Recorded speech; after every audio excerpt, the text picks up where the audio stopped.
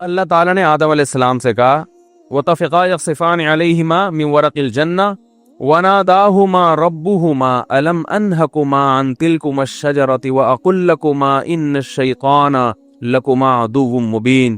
اے آدم، کیا میں نے تم دونوں سے پہلے نہیں کہا تھا کہ اس درخت کے قریب مت جانا، اور میں نے پہلے بتا دیا تھا کہ شیطان تم دونوں کا کھلا ہوا دشمن ہے، وہ تمہیں ورغلانے کی کوشش کرے گا۔ اب دیکھو شیطان کا ورغلانے کا اسٹائل بھی سمجھ میں آ گیا یہاں کہ شیطان ورغلاتا کیسے ہے۔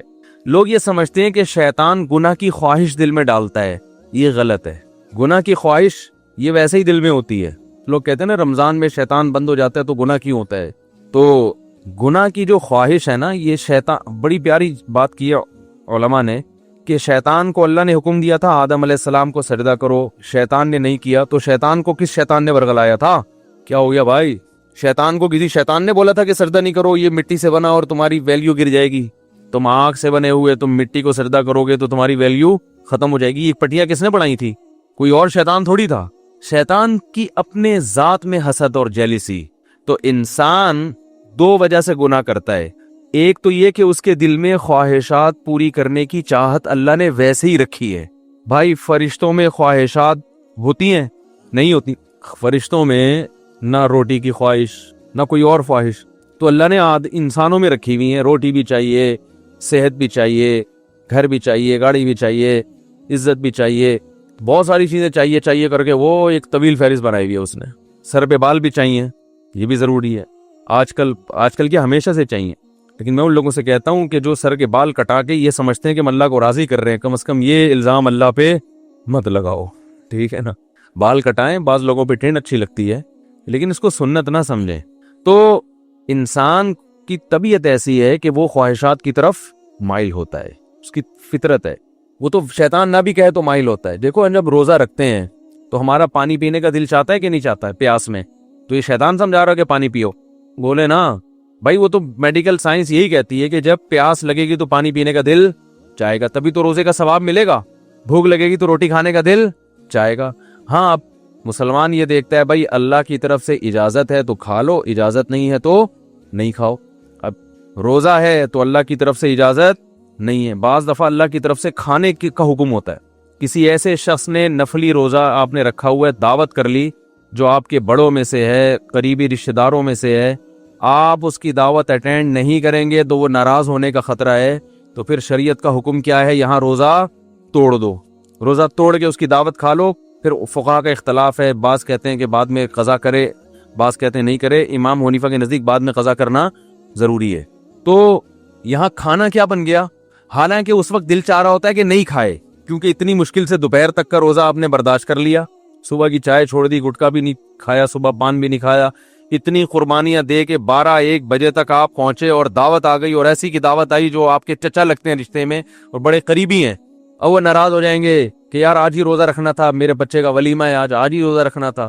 تو بہتر کیا ہے کہ آپ روزہ، حالانکہ یہاں دل چاہ رہا ہوتا کہ نہیں توڑو، کیونکہ فقہ حنفی میں تو بعد میں قضا کرنی پڑے گی نا اس کو، یا تو چلو بالکل ہی غریبی میں معاف ہو رہا ہوتا، کہ بعد میں کون قضا کرے گا یار، آج رکھ لیا۔ تو خواہشات، یہ شیطان نہ بھی ہو تو انسان کے دل میں اللہ نے خواہشات کا ایک سمندر رکھا ہے۔ شیطان کیا کرتا ہے؟ شیطان یہ دیکھتا ہے کہ یہ آدمی اپنی خواہشات اس لیے پوری نہیں کر رہا کہ اس میں اس کو خطرہ ہے کہ آخرت میں جہنم کی سزا ملے گی۔ یہی وجہ ہوتی ہے نا مسلمان، ورنہ تو بھائی سارے چرسی ہیروئنچی ہوتے بھائی۔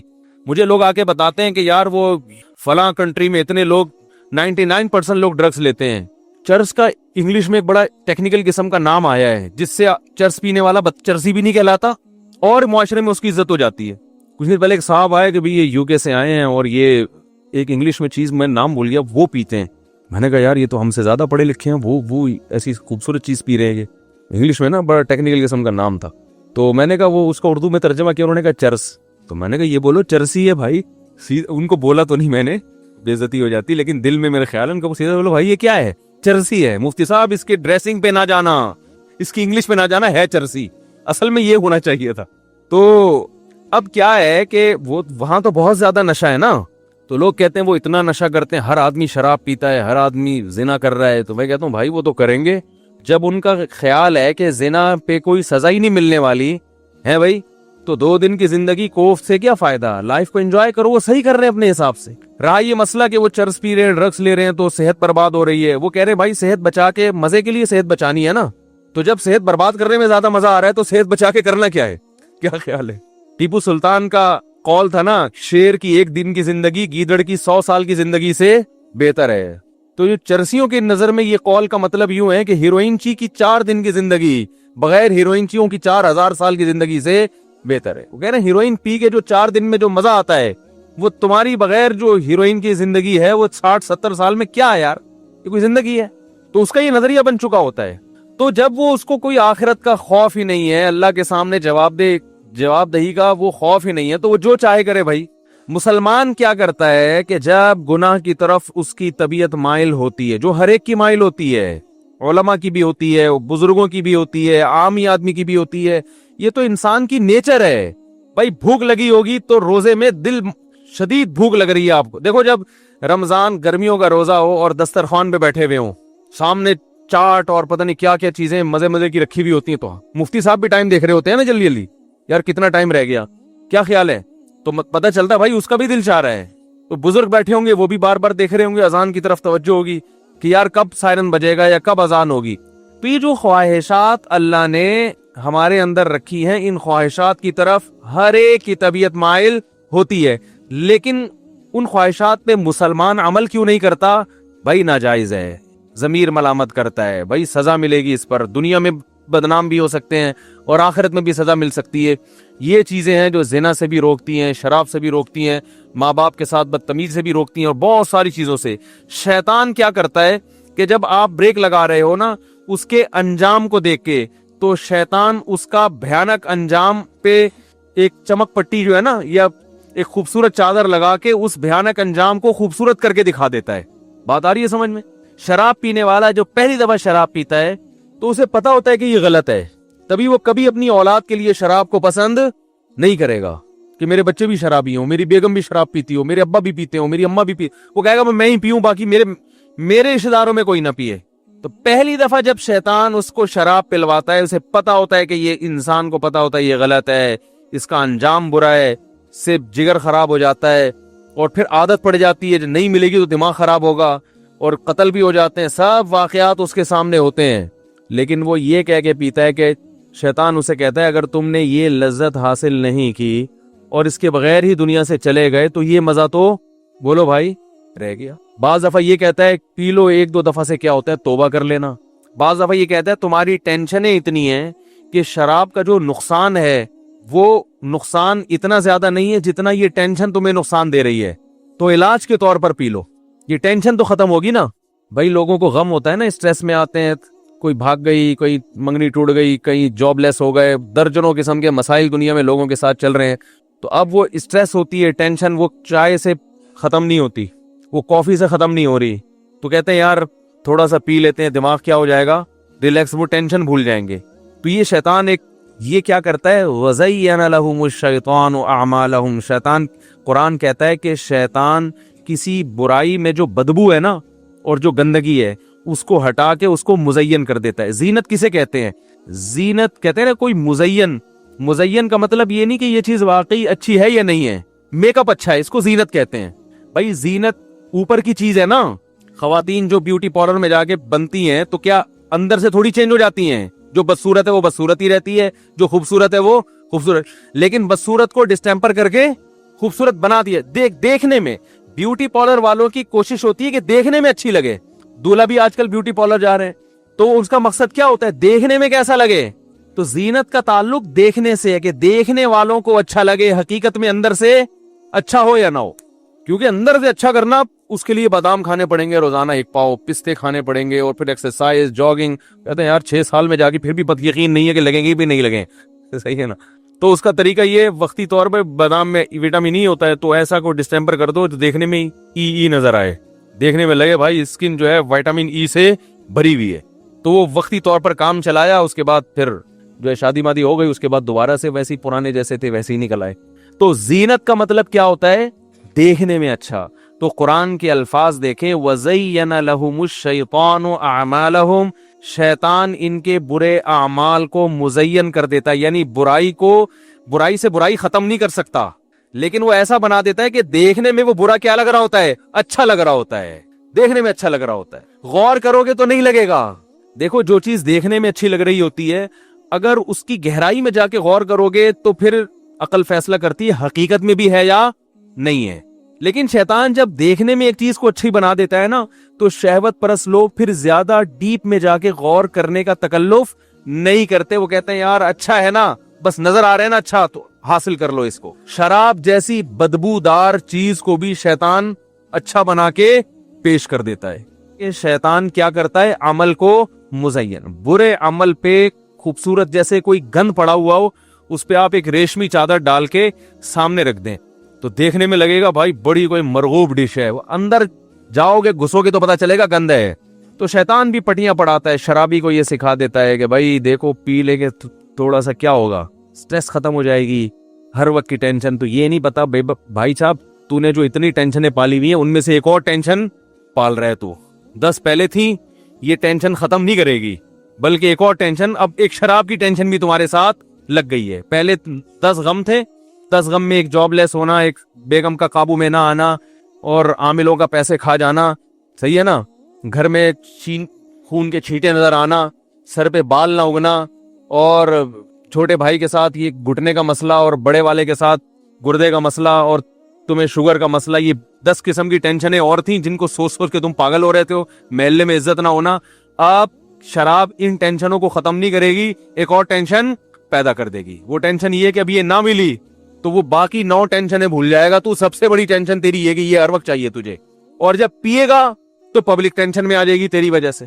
کیا خیال ہے؟ بیگم الگ ٹینشن میں، تو اب تو سراپا ٹینشن بننے والا ہے، سر سے پاؤں تک قوم کے لیے ٹینشن۔ کبھی ڈرائیونگ کے دوران زیادہ پی لی تو بندے مار دیے 2-4۔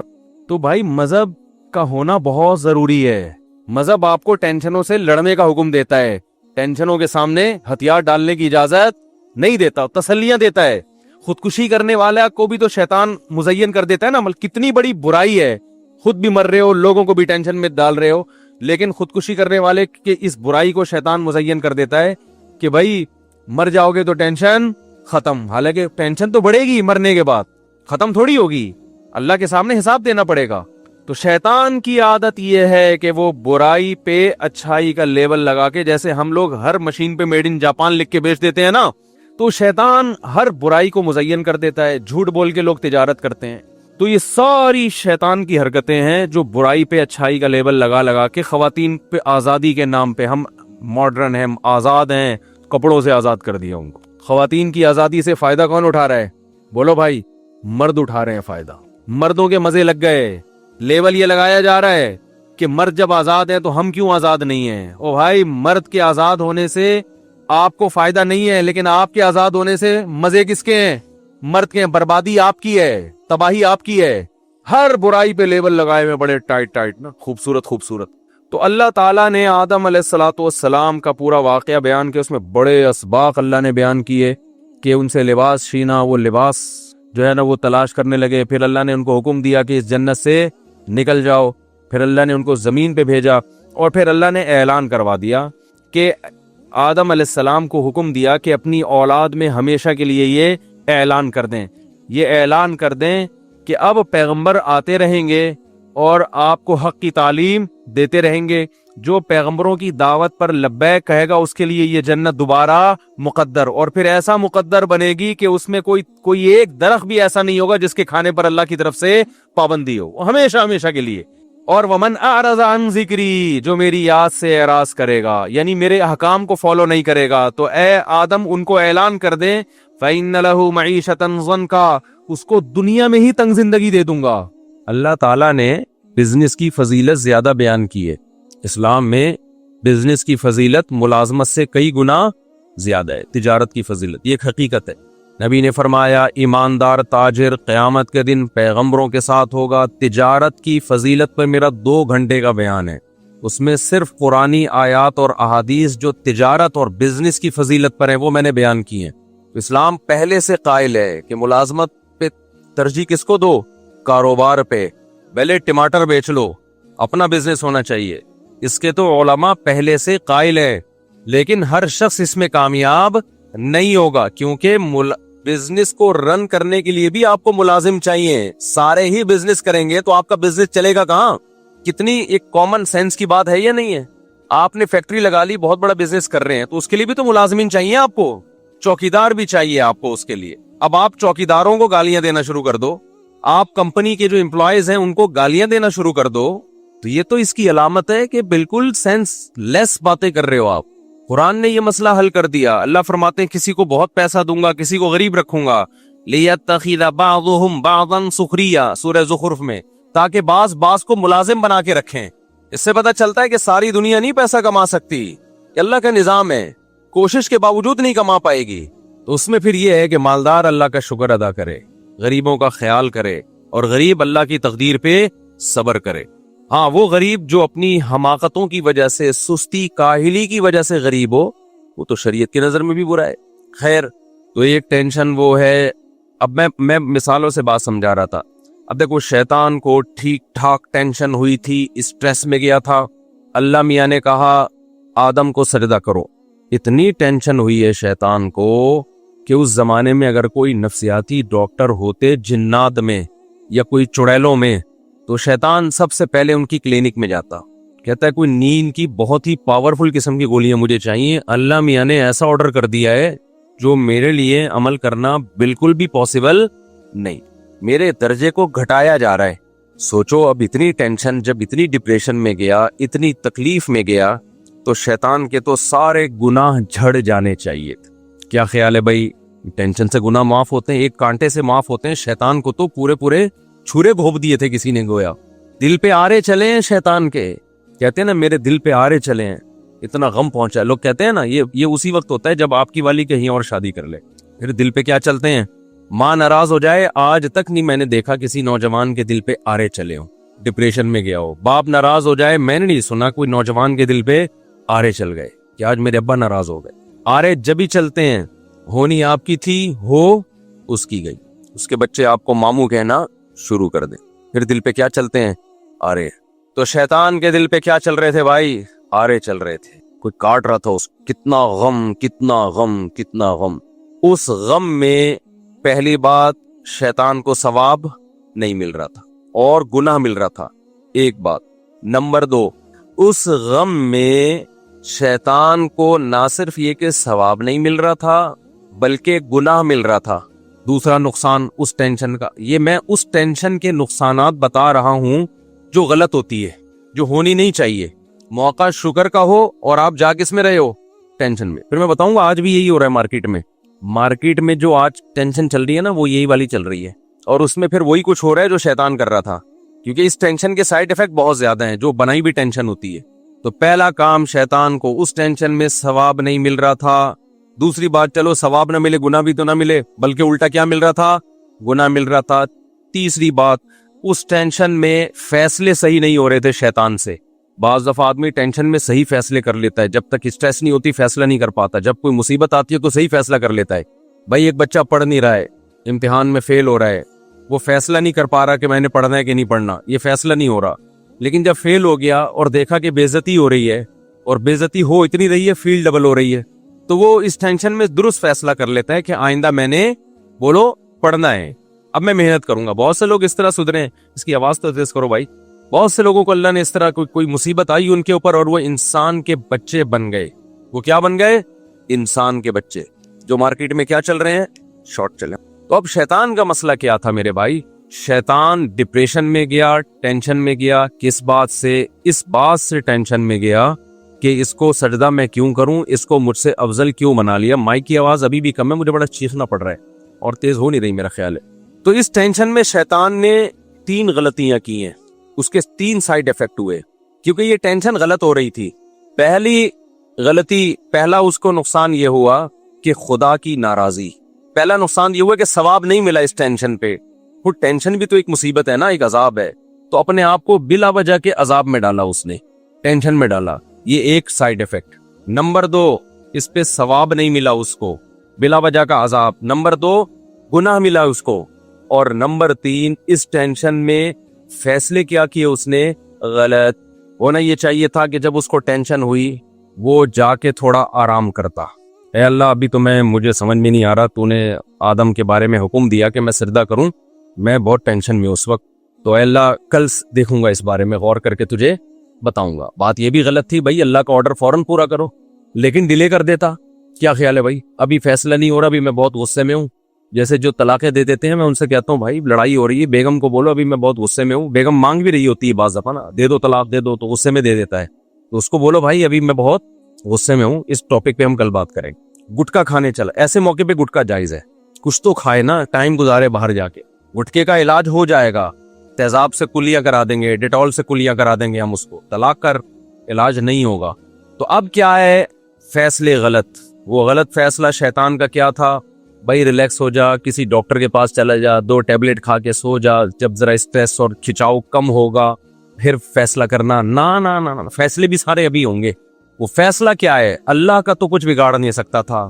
اس نے کہا کہ اے اللہ، اس شیطان، اس آدم کی وجہ سے میں مردود ہوا نا، تو مجھے قیامت تک زندگی دے، میں اس آدم اور اس کی ذریت کو پورا زور لگا دوں گا، جنت میں جانے نہیں دوں گا، کچھ بھی ہو جائے، ایسی کی تیسی۔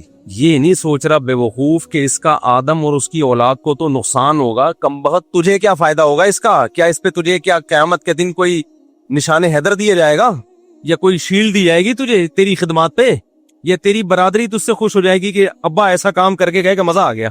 اے بھائی کچھ بھی نہیں ہوگا، بلکہ اس سے تجھے اور نقصان ہوگا، تو ہمیشہ کے لیے اللہ کا دشمن قرار پائے گا، پھر میدان حشر میں تیرا حساب ہوگا، پھر تجھے ہمیشہ کے لیے جہنم کی آگ کے حوالے کر دیا جائے گا۔ تو کیوں اتنی بڑی مصیبت مول لے رہا ہے؟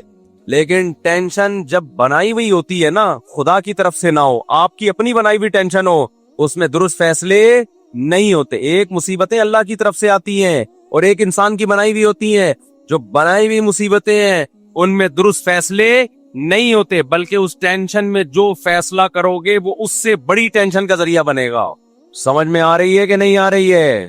بہت اہم باتیں، اللہ کرے کسی طرح کھوپڑی شریف میں بیٹھ جائے۔ الٹا ہی فیصلہ کر لیا اس نے بولا اللہ مجھے مہلت دے دے، اب دیکھ میں اس شیطان آدم اور اس کی اولاد کے ساتھ کرتا کیا ہوں۔ اللہ میاں نے کہا جا بھائی، کھلا میدان ہے، میں نے آدم کو بنایا، میں پیغمبروں کو بھیج کے سمجھاتا رہوں گا، جو تیری باتوں میں آئیں گے تجھے فالو کریں گے، لیکن میرے نیک بندے تو ہر طرح کا حربہ استعمال کر لے گا، تیرا حربہ ان کے اوپر نہیں چلے گا۔ یہ ہے کھلا میدان ہے، میچ ہے، اننگ ہے، جا تو بھی کھیل اور میرے نیک بندے بھی کھیلیں گے تیرے ساتھ۔ اور یہ مقابلہ اب تک چل رہا ہے اور قیامت تک بولو چلتا رہے۔ تو شیطان نے کیا کیا؟ اس ٹینشن میں فیصلہ صحیح کیا یا غلط؟ تو اس سے پتہ چلتا ہے میرے بھائی، اگر میں اور آپ غلط چیز کی ٹینشن لے رہے ہیں تو اس ٹینشن میں 3 عذاب میں مبتلا کر رہے ہیں۔ نمبر 1، ٹینشن میں آپ کھل کے مصیبت، یہ ایک نیا۔ نمبر 2، اسی کو نمبر 1 میں شامل کرنے کہ یہ ٹینشن برائے ٹینشن، اس پہ ثواب نہیں ملے گا۔ نمبر 2، ثواب کے بجائے الٹا گناہ ملے گا۔ جیسے شیطان اب تک ڈپریشن میں ہے اور جہنم میں اور زیادہ ڈپریشن بڑھ جائے گی اس کی، تو ہم بھی اگر غلط چیزوں پہ ٹینشن لیں گے تو ہماری ڈپریشن بھی بڑھے گی اور الٹا اس ڈپریشن پہ ہمیں ثواب کے بجائے گناہ ملے گا۔ اور تیسری بات، ہم فیصلے غلط کریں گے جس سے ہماری ٹینشن اور بڑھے گی، جو کہ آج ہو رہا ہے۔ اب میں مثال سے بات سمجھاتا ہوں۔ آج جو لوگوں کو ٹینشن ہو رہی ہے نا، وہ حب دنیا کی وجہ سے ہو رہی ہے۔ شیطان میں کیا تھا؟ وہ یہ دیکھ رہا ہے کہ میرے پاس کیا کیا نعمتیں ہیں، وہ یہ دیکھ رہا ہے کہ مجھے کیا نعمت نہیں ملی، یہ نہیں دیکھ رہا ہے کہ مجھے کون کون سی نعمتیں ملی ہوئی ہیں۔ وہ یہ دیکھ رہا ہے کہ مجھے یہ والی نعمت نہیں ملی کہ میں آدم سے بھی افضل ہوں اللہ کی نظر میں یہ مقام چاہتا تھا۔ یعنی وہ یہ دیکھ رہا ہے کہ میں 22ویں گریڈ کا آفیسر کیوں نہیں ہوں، میں 21ویں کا کیوں ہوں۔ ابے تو یہ دیکھ کہ 21ویں کا لاکھوں کے مقابلے میں کتنی بڑی فضیلت رکھتا ہے 21ویں گریڈ کا آفیسر۔ سمجھ میں نہیں آ رہی میرے خیال ہے بات؟ ایک عورت یہ سوچ رہی ہے کہ میں مرد کیوں نہیں ہوں، مجھے اللہ نے عورت کیوں بنایا۔ وہ یہ نہیں دیکھ رہی کہ اللہ مجھے گدھا گھوڑا حیوان بھی بنا سکتا تھا، مجھے انسان بنا دیا اس نے۔ ایک آدمی یہ دیکھ رہا ہے کہ میں 17واں گریڈ کا آفیسر کیوں نہیں ہوں، وہ یہ نہیں دیکھ رہا کہ مجھ سے ماتحت کتنے لوگ ہیں جن پر اللہ نے مجھے فضیلت دی ہے، وہ بھی تو اللہ کی دی ہوئی فضیلت ہے۔ ایک آدمی یہ دیکھ رہا ہے کہ میری صحت، وہ جو کیا ہے، آرنلڈ ہے، کیا نام ہے اس کا جو باڈی بلڈر، آرنلڈ، میری صحت آرنلڈ جیسی کیوں نہیں ہے۔ وہ یہ نہیں دیکھ رہا کہ تو ہسپتال میں جا, ٹی بی کے اور کینسر کے مریض نظر آئیں گے, تو شکر ادا کر کے تو دوڑ رہا ہے, چل رہا ہے, بھاگ رہا ہے, تجھے اللہ نے ان لاکھوں لوگوں پہ فضیلت دی ہے, تو مقابلہ کر رہا ہے آرنلڈ سے. ہر آدمی اپنے آپ کو اپنے سے بڑے سے کمپیئر کر رہا ہے, حالانکہ اس سے چھوٹے لاکھوں نہیں ہے, کروڑوں ہیں جن پر اللہ نے اس کو فضیلت دی ہے. یہ کمبخت اس پہ رو رہا ہے کہ میرا ذاتی گھر کیوں نہیں ہے. تجھے یہ نہیں پتا کہ بہت سے لوگ کرائے پہ بھی نہیں رہتے, جاؤ چھپڑوں میں جا کے, روڈوں پہ جا کے دیکھو, پڑے ہوئے ہیں. یہ ناشکری ہے. یہ ایسے ہے کہ شکر کا موقع تھا اور ٹینشن لے رہا ہے. اس کا مطلب زیرو سے بھی ٹیمپریچر نیچے گرا ہوا ہے اور اس کو گرمی لگ رہی ہے. اس کو ہیٹر لگانا تھا اور یہ ایئر کنڈیشن کی باتیں کر رہا ہے. سمجھ میں آ رہی ہے کہ نہیں آ رہی ہے؟ موقع تھا ہیٹر لگانے کا, ٹھنڈ ہو رہی ہے, اور یہ کیا تلاش کر رہا ہے, کہہ رہے میرے پاس ایئر کنڈیشن کے پیسے نہیں ہیں. او بھائی تو ہیٹر نہیں, استری جلا کے گرمی حاصل کر لے, اے سی کی باتیں مت کر. تو آج میجورٹی کو جو ٹینشن ہے نا وہ اس بیس پہ ہے. پھر کہتے ہیں خوشیاں ہی نہیں ہے زندگی میں. تو میں ان سے کہتا ہوں تمہاری زندگی میں جو خوشیاں نہیں ہے نا, اس پہ یہ نہ سمجھو کہ اس پہ اللہ تعالیٰ تم سے کہے گا کہ چلو دنیا میں بیچارہ غمزدہ ہے تو آخرت میں کیا دے دوں گا میں اس کو خوشیاں. میں نے کہا تمہیں نہ دنیا میں ملی نہ آخرت میں, نہ دنیا میں خوشیاں ملیں گی اور آخرت میں بھی کیا ہوگے, محروم. اللہ کہے گا موقع خوشی کا تھا اور تو منا کیا رہا ہے, غم. ہم اللہ اس کے رسول سے پوچھتے ہیں کہ اے اللہ سردی والا ٹیمپریچر کب شروع ہوتا ہے. صحیح ہے نا کہ ہمیں اس وقت سردی لگنی چاہیے. بھائی دیکھو دوبارہ مثال سمجھا دیتا ہوں. 26 ڈگری جب ہوتا ہے نا ٹیمپریچر, تو بھی انسان کو تھوڑی تھوڑی ٹھنڈ لگ رہی ہوتی ہے. لوگ نارملی اے سی کا ٹیمپریچر کتنا رکھتے ہیں, بولو نا, 26 یا 28. بہت کوئی سائبیریا سے آیا تو 18 پہ لے آئے گا. ایسے بھی میں نے دیکھے ہیں لوگ ہماری گاڑی میں بیٹھے 18 پہ کر کے چلا رہے ہیں. یہ نہیں دیکھ رہے کہ میں ٹھٹر گیا, میں وہیں کا وہیں, میں اتر ہی نہیں پا رہا گاڑی سے, جم گیا. ہر طرح کے لوگ ہوتے ہیں نا. کچھ کو ایسا ہوتا ہے کہ وہ ان کو 28 بھی بہت سردی لگ رہی ہوتی ہے. یہ گٹکے والے کا ٹیمپریچر ہوتا ہے یہ. لیکن نارملی ہم جب ڈاکٹر سے پوچھتے ہیں کہ ڈاکٹر صاحب ایک شریف انسان کو کس ٹیمپریچر میں ایزی فیل کرتا ہے وہ, تو عام طور پہ نارملی ڈاکٹر کہتے ہیں بھائی 26 ایک ایسا ٹیمپریچر ہے, یا 28, 26 سے 28, اس میں انسان کیا فیل کرتا ہے, بولو نا, ایزی. اب اس میں اگر کوئی ایزی فیل نہیں کر رہا تو اس کا مطلب اس کی باڈی میں کوئی فالٹ ہے. مثال کے طور پہ اس کو بخار ہو رہا ہے بہت تیز, تو اس کو تو ہو سکتا ہے 30 میں بھی سردی لگ رہی ہو, 30 ٹیمپریچر سردی لگ رہی ہے. تو یہ اے سی کا یا ٹیمپریچر کا فالٹ نہیں ہے, یہ اس کا بولو اپنا فالٹ ہے. یہاں تک بات آ گئی ہے دماغ شریف میں؟ تو خوب سمجھ لو, اللہ میاں نے بھی نا ایک معیار رکھا ہے کہ یہ نعمتیں جس کے پاس ہیں اس کو ٹینشن نہیں ہونی چاہیے, بلکہ اس کو شکر ادا کرنا چاہیے, وہ خوش ہونا چاہیے. اگر وہ خوش نہیں ہے اس کا مطلب یہ پاگل ہے. اس کا مطلب کیا ہے, اس کا دماغ کیا ہو گیا ہے, خراب. تو وہ کتنے ڈگری خوشیاں ملیں کہ آپ کو اس میں خوشی محسوس ہونی چاہیے, ٹھیک ہے نا. جیسے کتنے ڈگری ٹیمپریچر ہو تو آپ کو سردی لگنی چاہیے, اور کتنے ڈگری ٹیمپریچر ہو تو گرمی لگنی چاہیے آپ. تو نبی صلی اللہ علیہ وسلم نے وہ ڈگری بتا دی ہمیں کہ جس کو 3 چیزیں مل گئی نا, تو اس کا مطلب یہ ہے کہ اس کی خوشیاں بہت زیادہ ہو گئی ہیں. اب اس کو خوش رہنا چاہیے, اس کے چہرے سے پتا چلے کہ یہ خوش ہے. وہ کیا ہے, نمبر 1, 2 وقت کا کھانا. کتنا بھائی, 2 وقت کا کھانا, بالفعل ہو یا بالقوہ ہو. یہ تھوڑی عربی ہے, میں اس کو اردو میں سمجھا دیتا ہوں. اصطلاح ہے بالقوہ کا مطلب آپ رات کو سوئے, آپ کو پتا ہے کچن میں کل کا کھانا 2 ٹائم کا, میرا اور میرے بیوی بچوں کا, یا جو میرے زیر کفالت ہیں, بوڑھے ماں باپ بھی اس میں داخل کر لیں, ان سب کا 2 ٹائم کا کھانا میرے پاس کیا ہے, بولو, موجود ہے.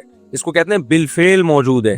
بالقوہ کا مطلب یہ ہے کہ ابھی تو کچھ بھی نہیں ہے, لیکن میرے ہاتھ اور پاؤں سلامت ہیں, صبح کہیں نہ کہیں مزدوری مل جائے گی جس سے میں 2 ٹائم کے کھانے کا انتظام کر لوں گا. اس کو کہتے ہیں بالقوہ. ہم پریکٹیکلی تو نہیں ہے, لیکن 2 ہاتھ اور 2 پاؤں سلامت ہیں.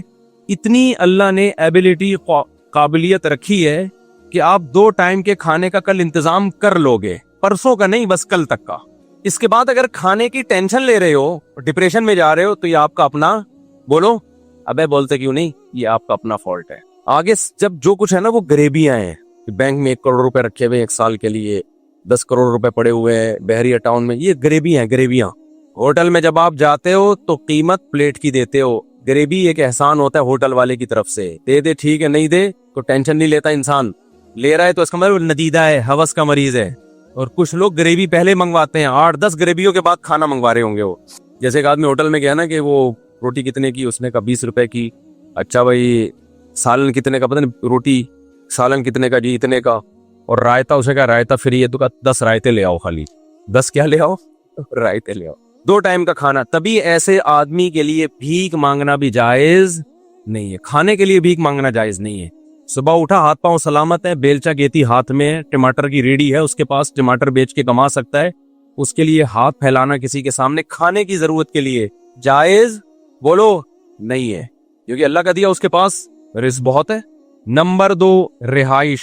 रिहाइश में ये है कि ऐसा रात गुजारने के लिए घर मुयस्सर हो जाए जहां वो सुकून की नींद खुद भी सो सके और उसके बीवी बच्चे और जो उसकी जेरे कफालत हैं वो भी इज्जत के साथ 4 दीवारी में बोलो सो सके, चाहे अपना हो, चाहे किराए पर हो, चाहे किसी ने ज़कात में दिया हो। समझते हो कि नहीं समझते? अब घर की बुनियादी जरूरत क्या हो गई? जैसे परिंदे का घोंसला होता है ना, परिंदों का घोंसला होता है, उसमें वो तूफान से, आंधी से बचने का इंतजाम होता है, तो ऐसा इंतजाम हो घर के अंदर। आजकल तो पैसा लगा के लोग अपने घरों को बिगाड़ते हैं, चारों तरफ से पैक घर, ना कोई खुला सहन है, ना कोई हवा है, ना कोई कच्ची जगह है जहां इंसान कोई पौधे शौधे लगा ले, बस पूरा पैक कर दिया उसको, करोड़ों रुपए लगा के बेड़ा ही गर्क कर दिया।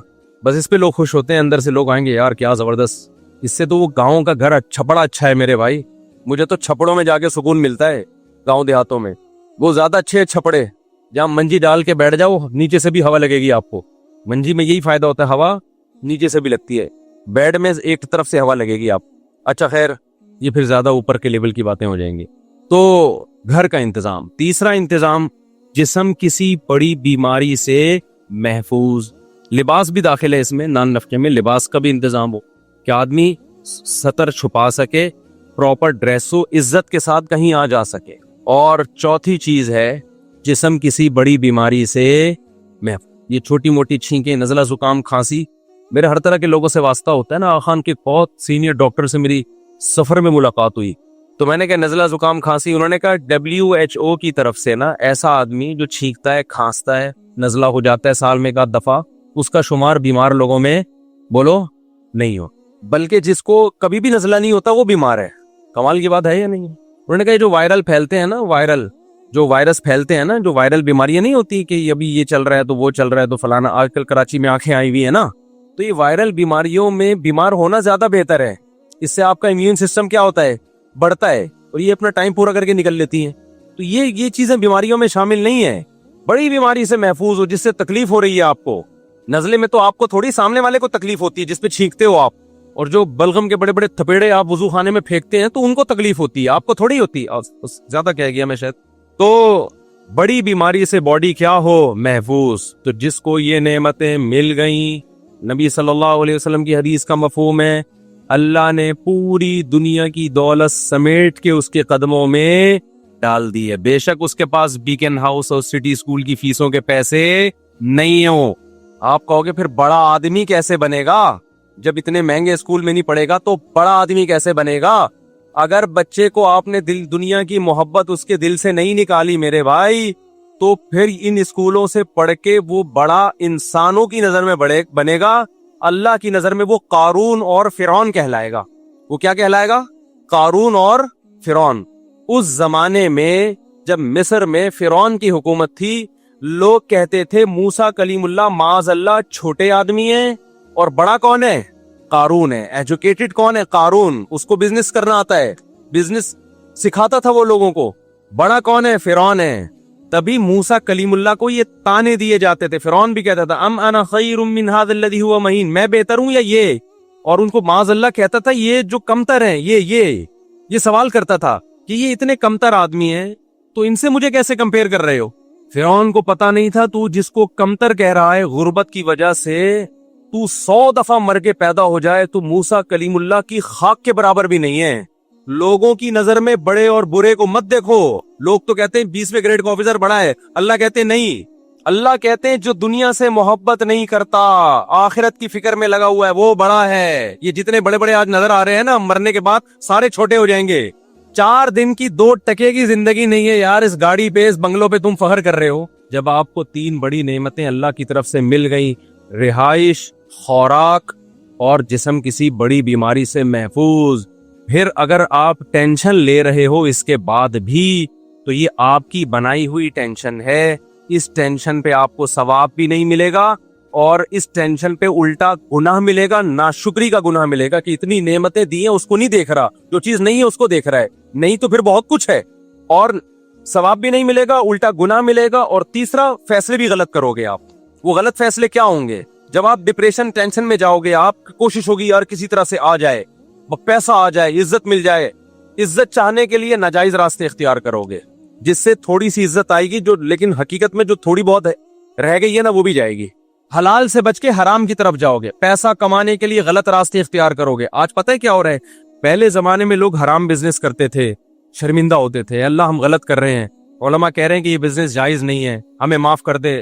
اب پتہ ہے کیا ہو رہا ہے؟ اب جس نے حرام بزنس کرنا ہوتا ہے نا, وہ مولویوں پہ کلپ بنانا شروع کر دیتا ہے کہ مولویوں کے بزنس کا کیا پتا. ڈراپ شپنگ میں علماء بتاتے ہیں نا یہ طریقہ جائز ہے, یہ طریقہ ناجائز ہے. اب جنہوں نے ڈراپ شپنگ کو پروموٹ کرنا ہے تو مولوی کباب میں ہڈی بنے گا کہ نہیں بنے گا ان کے لیے؟ جب یہ انشورنس کمپنی آئی نا پاکستان میں, علماء نے سب نے فتویٰ دیا یہ حرام ہے, ناجائز ہے. اب انشورنس کمپنیوں والوں کا تو بڑا مسئلہ کھڑا ہو گیا کیونکہ پاکستان میں مذہب کو فالو کرنے والے لوگ کم نہیں ہیں. بہت سے لوگوں نے کہا یار یہ تو علماء, کوئی بھی عالم جائز نہیں کہتا. وہ سعودی عرب گئے, انہوں نے بھی فتویٰ دیا ناجائز. مجھے یاد ہے ان زمانے میں ہمارے شیخ مفتی رشید احمد صاحب سے بحث کرنے کے لیے آتے تھے, انشورنس کمپنی کے مینیجر آیا کرتے تھے, جو بھی ان کے جو امپلائیز ہیں جو اس کمپنیوں کو پروموٹ کرنے کا کام ان کے ذمہ لگا ہوا ہے, ان کو اس کا کمیشن ملتا ہے, وہ لوگ آتے تھے بحث کرتے تھے حضرت سے, اس میں ناجائز والی کون سی بات ہے, بحث کرتے تھے نا. حضرت فرماتے ہیں غرر ہے بھائی, کہ غرر کیا ہوتا ہے, پھر ان کو بتاؤ غرر یہ ہوتا ہے, حدیث کا ہے, حدیث بتا دی ان کو, پھر بھی نہیں مانتے تھے. پھر حضرت ان سے کہتے تھے علماء کا کام مسئلہ بتانا ہے, منوانا نہیں. ہمیں مجبور نہ کریں کہ ہم حرام کو حلال کہتے ہیں, آپ کو جو چاہے کرنا ہے کرو. پھر وہ کیا کرتے تھے, پھر علماء ابے یہ مولوی ایسے, یہ جو مولویوں پہ کلپ بہت بن رہے ہیں نا, ان کا بنیادی مقصد مذہب کے خلاف, اسلام کے خلاف کلپ بنانا ہوتا ہے. ڈائریکٹ اسلام کو ہٹ نہیں کر سکتے, مولویوں کو مذاق اڑانا شروع کر دیتے ہیں. اور جن مولوی جو 2 نمبر مولوی ہوتے نہیں ہیں, وہ ہر آدمی پگڑی ٹوپی پہن کے تھوڑی مولوی بن جاتا ہے. تو ڈراپ شپنگ میں جب علماء کہتے ہیں بھائی یہ طریقہ ناجائز ہے, یہ والا جائز ہے, یہ ناجائز ہے, آلٹرنیٹ بھی بتاتے ہیں, تو ظاہر رکاوٹیں بنتی ہیں نا. تو تیسری غلطی, ڈپریشن کے مریض کیا کرتے ہیں, جو پیسوں کی ڈپریشن ہے, جن کو انہوں نے کروڑ پتی بننا ہے, شکر ادا نہیں کر رہے کہ جتنا اللہ نے دیا اس پہ اللہ کا شکر ادا کریں اور حلال طریقے سے زیادہ کی بھی کوشش کریں. لیکن وہ ٹینشن میں جب جاتے ہیں تو بجائے شکر کرنے کے, ٹینشن ختم کرنے کے, علماء کے خلاف کلپ بازی شروع کر دے کہ یہ حلال ہے, یہ مولویوں کو کیا پتا, ڈراپ شپنگ کا, بلاک چین کا, مولویوں کا کیا پتا, اس میں کیا خرابی ہے. مولوی یہی تو پڑھتا رہا ہے مدرسوں میں بیٹھ کے میرے بھائی, خرید و فروخت کے شرعی حکام ہی تو پڑھتا رہے وہ بیٹھ کے. تو غلط فیصلے سمجھ رہے ہو کہ نہیں سمجھ رہے؟ جو بھی ناجائز سے بچتا ہے نا, اب نکاح کر نہیں رہے, ہینڈ پریکٹس کے حلال ہونے کے فتوے تلاش کر رہے ہیں کہ اس میں کیا خرابی ہے. جب بھی انسان کوئی برائی کرتا ہے نا, اگر اس سے توبہ نہ کریں تو پھر اس کے جواب میں اور بڑی برائیوں میں لگ جاتا ہے, وہ اور بڑی برائیوں میں لگ جاتا ہے. آپ ڈپریشن کے مریض ہو, باپ سے بدتمیزی کرتے ہو, ہونا یہ چاہیے کہ باپ کے احسانات سوچ کے, ماں کے احسانات سوچ کے, اس کے بچپن کے احسانات سوچو. یہ دیکھو یہ گھر میرے باپ نے دیا ہوا ہے مجھے, ساری زندگی اس نے ٹھکانہ دیا, میری پڑھائی پہ خرچ کیا. اب اگر وہ بد کلامی کرتا ہے, بدتمیزی کرتا ہے, تو اس کی ساری نیکیاں ختم تھوڑی ہو جاتی ہیں. کوئی بات نہیں یار, تھوڑا سا ظلم اگر اس نے کر بھی لیا تو اس کی ناانصافیاں کم ہیں, انصافیاں زیادہ ہیں. تو یہ سوچ کے شکر ادا کرے, ہنس کے کھیلے باپ کی تکلیف کو, باپ کی مار کو ہنس کے برداشت کرے. لیکن وہ شکر گزاری نہیں, ناشکری ہے. وہ سمجھتا ہے کہ میرا باپ ظالم ہے, تو اس ناشکری پہ ٹینشن میں ڈائے گا, ٹینشن میں جا کے اللہ کا غضب, اور پھر غلط فیصلہ. وہ غلط فیصلہ کیا ہے کہ باپ کو اینٹ کا جواب پتھر سے دینا ہے. اس سے اللہ کا اور قہر اور غضب آتا ہے اس کے اوپر, اور زیادہ ٹینشن ڈپریشن میں جاتا ہے. اگر وہ تھوڑا یہ سوچ لیتا کہ میری ماں اور میرے باپ کے احسانات ان کے ظلم سے کئی گنا زیادہ ہیں, لہذا اس موقع پہ چیخنا بنتا نہیں ہے, صبر بنتا ہے, تو صبر کر لیتا, اللہ کی نظر میں بھی مقدس بن جاتا, ماں باپ کی نظر میں بھی مقدس بن جاتا. تو ہر غلط ٹینشن میں انسان کے فیصلے کیا ہوتے ہیں, بولو, غلط ہوتے ہیں وہ. تو سب سے بڑا مسئلہ ناشکری کا ہے, اور جب تک دنیا کو مسافر خانہ نہیں سمجھو گے, ناشکری کا عنصر ختم نہیں ہوگا, کیونکہ آپ سمجھتے ہو یہی رہنا ہے. تو میرے بھائی, اگر ہم نے دنیا میں ہی رہنا ہے تو جس کے پاس بحریہ ٹاؤن میں پلاٹ نہیں ہے اس کو خودکشی کر کے مر جانا چاہیے. لیکن اگر ہم نے دنیا سے جانا ہے تھوڑے دنوں کے بعد اور یہ بھی نہیں پتا آج جانا ہے کل جانا ہے, عصر میں ہوں گے یا نہیں ہوں گے, مغرب میں ہوں گے نہیں ہوں گے, 10 سال کے بعد جانا ہے پتہ ہی نہ ہو, میرے بھائی ایک چھپڑا بھی اگر مل جائے نا رہنے کے لیے, اور میری اللہ سے چاہتی ہے کہ اللہ مجھے چھپڑا ایسا ملے جہاں گائے دم ہلا رہی ہو کھڑی, اس کا اپنا ہی مزہ ہے. گاؤں کا ایک منظر ہوتا ہے نا, ایک چھپڑا مل جائے صاف ستھرا ہو اور سکون کی زندگی ہو وہاں پہ. آپ کہہ سکتے ہو مسافر چھپڑے میں جا کے رہو, شہر میں کیوں رہ رہے ہو؟ شہر میں اس لیے نہیں, کام زیادہ ہے یہاں.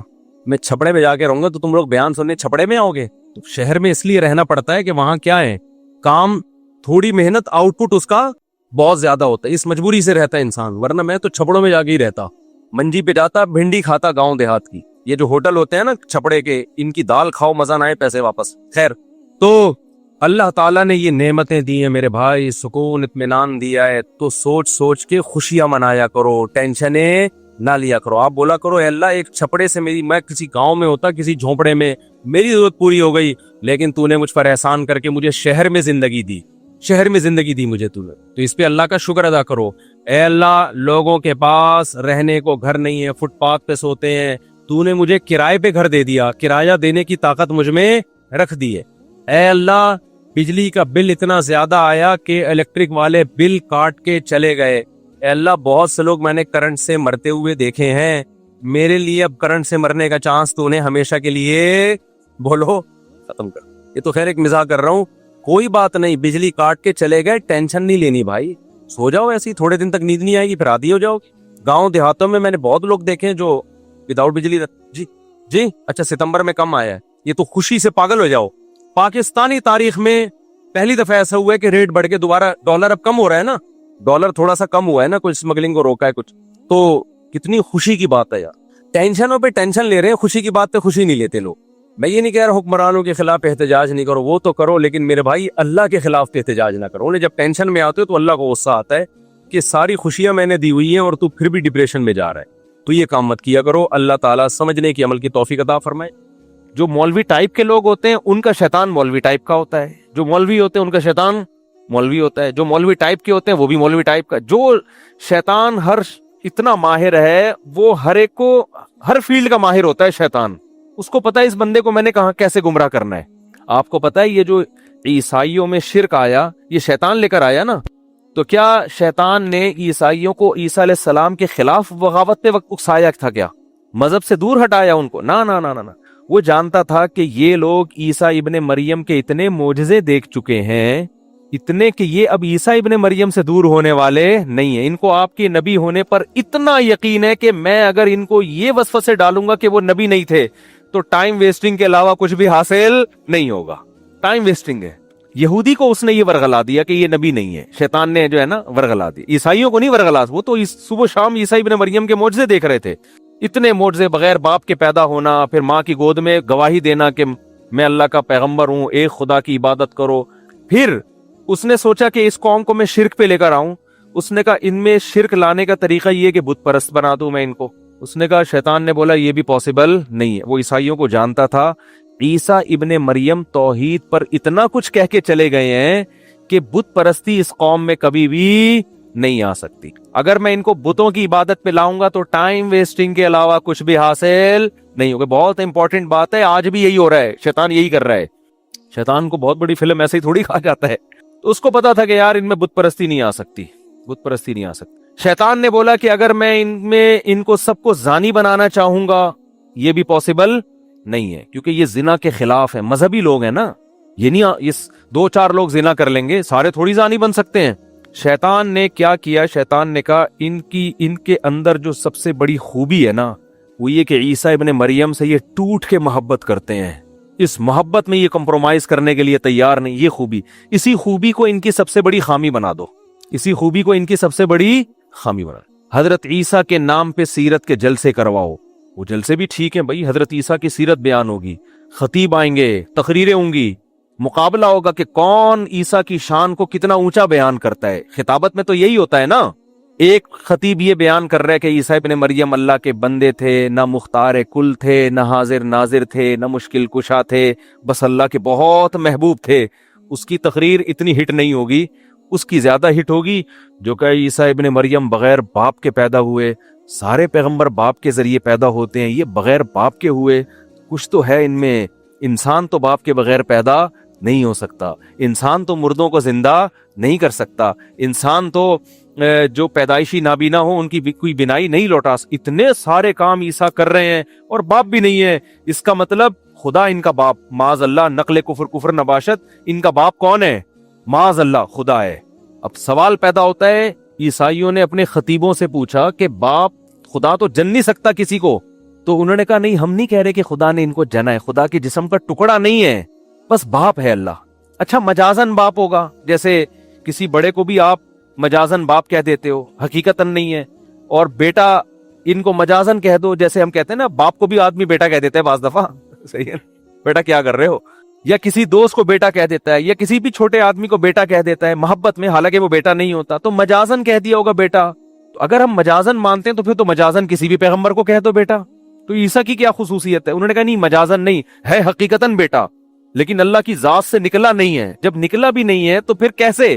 ہمیں نہیں پتا، ہے تقریر میں آپ جیت گئے، بہرحال سمجھ رہے ہو کہ نہیں سمجھ رہے بھائی؟ تقریر میں تو آپ کیا ہو گئے، اور ان کو پھر تورات کی ایسی آیتیں بھی مل گئیں، کیونکہ جب آپ کوئی فاسد نظریہ فرض کرتے ہو تو آپ کو اپنے مطلب کے دلائل ہر جگہ سے مل جاتے ہیں۔ یہ بھی ہے، جیسے ہمارے پروفیسر غامدی صاحب، وہ جو مرضی پھینک دیں، کہیں نہ کہیں سے آیتیں نکال کے لے آتے ہیں، وہ کچھ بھی کہتے ہیں کہیں نہ کہیں سے مل جاتی ہے۔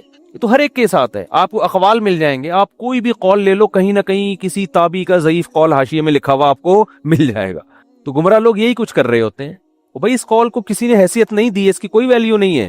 تو یہ کیا ہوا کہ یہود و نصارہ میں، عیسائیوں میں اسی طرح سے کیا ہوا، حضرت عیسیٰ کی سیرت میں مبالغہ، بہت زیادہ اہمیت بڑھانا شروع، پھر اس پہ کتابیں، پھر اس پہ مناظرے۔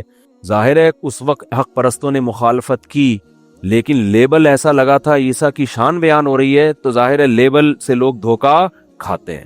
تو وہ پادری جو توحید پرست تھے، جو عیسیٰ ابن مریم کو اللہ کا بیٹا نہیں کہتے تھے، ان کی تحریک آہستہ آہستہ دبتی چلی گئی، اور وہ مارکیٹ سے آہستہ آہستہ شارٹ ہوتے چلے گئے۔ اور وہ عیسائی، وہ پادری، وہ ان کے مذہبی رہنما جنہوں نے کہا عیسیٰ اللہ کے بیٹے ہیں، اور تورات انجیل میں ایسی آیتیں بھی ملتی تھیں جن میں بیٹے کا اطلاق کیا گیا، وہ مجازی معنوں میں، محبوب کے معنی میں، ان آیتوں سے بھی انہوں نے غلط مطلب نکالنا شروع کر دیا، اور نکالتے یہاں تک نوبت پہنچ گئی کہ بالآخر انہوں نے بیٹا قرار دے دیا، اور یہ عیسائی مذہب کا حصہ بن گیا۔ تو شیطان نے عیسائیوں کو عیسیٰ علیہ السلام کی محبت ہی کو بیس بنا کر گمراہ کیا ہے۔ تو شیطان یہ سمجھتا تھا کہ عیسیٰ کی بغاوت پہ لا کے ان کو گمراہ نہیں کیا جا سکتا۔ یہی کام شیطان آج اس امت مسلمہ کے ساتھ کر رہا ہے۔ جب جس نے اپنی ٹھڑک نکالنی ہو نا دشمنی کی، توہین، اس کے الفاظ سے آپ توہین نکالو اور اس پہ چشمہ کر دو۔ میرے پاس ایسے ایسے واقعات ہیں نا، آپ کے رونگٹے کھڑے ہو جائیں گے۔ مجھے ڈر یہ ہوتا ہے کہ کہیں یعنی نام لیے بغیر میں مبہم طور پہ ایسے واقعہ سنا سکتا ہوں، میں اسپیسیفک کہیں پوری واقعے کے ساتھ بتاؤں گا تو شاید مسئلہ خراب ہو جائے، میرے لیے معاشرے میں چلنا مشکل ہو جائے۔ توہین رسالت کے نام پہ ایسا بھی ہوا ہے کہ آپ نے کسی سے، آپ کی ذاتی دشمنی تھی، آپ نے نادانستہ طور پر نا اس شخص سے ایسا کام کروا لیا جس میں اس کی نیت بالکل بھی نہیں تھی، اس کو پتہ ہی نہیں بیچارے کو ہوا کیا اس کے ساتھ۔ عدالت میں کیس کیا، لوگوں کا اتنا ہجوم پہنچ گیا کہ وکیل کو یہ ڈر ہوا کہ اگر میں نے اس اپنے موکل کا کیس جیت گیا نا میں، تو لوگ مجھے بھی قتل کر دیں گے۔ وہ یہ جانتے بوجھتے ہوئے کہ جس کی طرف سے میں وکالت کر رہا ہوں وہ قطعاً توہین کا مرتکب نہیں ہوا ہے، اس کے باوجود اس نے اس کو جیل کے اندر بھجوایا ہے، اور یہ سب نام عشق رسول کے نام پہ ہو رہا ہے۔ صحیح ہے نا؟ میں مانتا ہوں کہ توہین رسالت یا توہین اہل بیت یہ بہت بڑا جرم ہے، اس پہ قانون بالکل صحیح ہے، توہین رسالت کے مرتکب کی جو سزا پاکستان کے قانون میں لکھی ہے بالکل ٹھیک ہے، لیکن بہت سے لوگ مذہب کا لیبل غلط استعمال کر کے ایسے قوانین کو غلط استعمال کرتے ہیں۔ بہت سارے لوگوں کو بے گناہ، جج تو گواہی دیکھے گا نا، اس کو کیا پتا۔ تو خیر یہ بڑا حساس موضوع ہے، اس میں ہم گئے تو پھر بڑے مسائل ہو جائیں گے، لیکن جو بھگتتا ہے اسی کو پتا ہوتا ہے۔ لیکن آپ دیکھو جذباتی لوگ نعرے لگوا لو، دھرنے دلوا لو، کوئی سنجیدگی سے، کوئی خالص ذہن ہو کر کسی ٹاپک پر سوچنے کے لیے تیار ہوتا ہی نہیں ہے۔ رسول اللہ صلی اللہ علیہ وسلم نے فرمایا ایک صحابی سے کہ تمہارے اندر دو چیزیں ایسی ہیں جو اللہ اور اس کے رسول کو بہت پسند ہے. لوگ اکثر کہتے ہیں نا دیوانگی کہ ہم دیوانے ہیں اس معاملے میں، ہم دیوانے، ہم نے عقل کو ایک طرف رکھ دیا ہے، ہم بالکل پاگل ہیں، اس پاگل پنے پہ ہمیں کیا ہے خوشی ہے، ہم فخر کرتے ہیں. یہ سب قرآن و سنت کے خلاف ہیں. اسلام کسی معاملے میں پاگل پنے کو پسند نہیں کرتا، کسی معاملے میں جذباتیت کو پسند نہیں کرتا. کیوں؟ نبی صلی اللہ علیہ وسلم نے ایک صحابی سے فرمایا کہ تم میں دو چیزیں ایسی ہیں جو اللہ اس کے رسول کو بہت پسند ہیں. حالانکہ نبی نے کسی کے چہرے پر اس کی تعریف کرنے سے منع کیا ہے، لیکن یہاں نبی صحابی کی تعریف کر رہے ہیں ان کے سامنے. کیوں؟ اس لیے کہ وہ اتنی قابل تعریف چیزیں ہیں کہ اللہ کے نبی نے عام اصول سے ہٹ کے ان کے چہرے پر ان کی تعریف کی کہ یہ ایسی زبردست کوالٹی ہے. جیسے آپ کو پتا ہے نا کہ یار میں اس بندے کی اس کے منہ پہ تعریف کروں گا تو اس کے خطرہ یہ چوڑے میں آ جائے گا اور اس میں کبر پیدا ہوگا، لیکن بعض دفعہ ایسی صفت ہوتی ہے آدمی کہتا ہے یار جو مرضی ہو جائے یہ تو اس کے سامنے بیان کرنی ہے یار ایسی کوالٹی ایسی زبردست. یعنی بعض دفعہ آپ کو کسی سے حسد ہوتا ہے، جیلسی ہوتی ہے، لیکن وہ ایسا کام کر لیتا ہے آپ حسد کے باوجود کہتے ہو یار ماننا پڑے گا اس بندے نے کام بڑا خاندانی کیا. یہ بندہ جو جہلم گیا نا اور اس نے جو 48 گھنٹے کا ٹائم دیا اور پوری ٹائم دے کے تمیز سے واپس آیا، اگر آپ میں تھوڑی سی سینس ہوگی نا، آپ کو کتنا بھی حسد ہو، آپ کتنے بھی جیلسی ہو، آپ کتنے بھی ہمارے نظریات سے اتفاق نہ کرتے ہو، آپ بولو گے یار کام کیا کر دیا ہے خاندانی، اور سامنے والے کے پاس پنپنے کا کوئی موقع دیا نہیں. اب آپ کلپ ریکارڈ کراتے رہو، بیٹھتے رہو، پھینکتے رہو بیٹھ کے، پبلک تو اب بھی سن لے گی آپ. اب اس کی ایک یہی مثال آ گئی.